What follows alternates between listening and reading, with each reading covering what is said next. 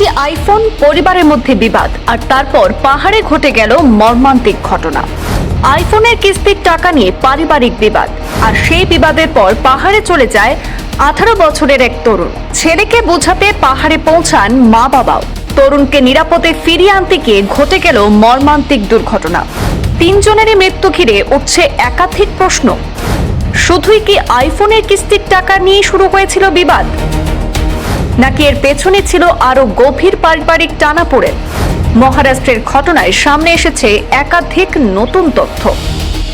মহারাষ্ট্রের ছত্রপতি সম্ভাজিনগর জেলায় ঘটে গেল এক মর্মান্তিক ঘটনা। আইফোনের কিস্তির টাকা নিয়ে পরিবারের মধ্যে বিবাদের পর পাহাড়ে চলে যায় 18 বছরের কুনাল। তাকে বোঝাতে গিয়ে শেষ পর্যন্ত প্রাণ হারালেন কুনাল এবং তার সাথে তার মা বাবাও।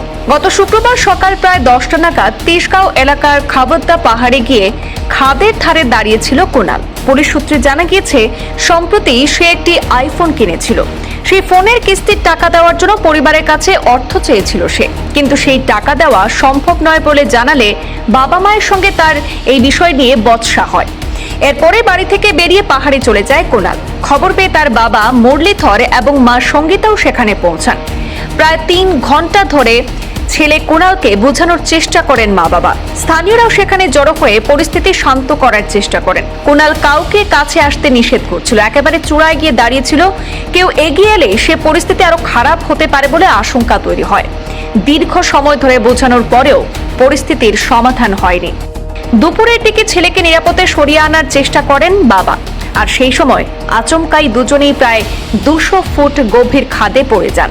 চোখের সামনে স্বামী আর সন্তানকে পড়ে যেতে দেখে কিছুক্ষণের মধ্যে তাদের মাও অর্থাৎ সঙ্গীতাও খাদে পড়ে যান।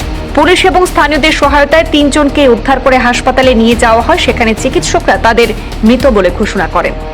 এই ঘটনার পর সামনে এসেছে আরও একটি গুরুত্বপূর্ণ তথ্য।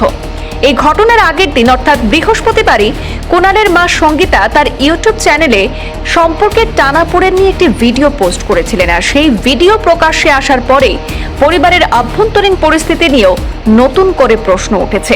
পুলিশ সূত্রে জানা গিয়েছে, 1 বছর আগেও নাকি কুনাল একইভাবে একই জায়গায় গিয়েছিল।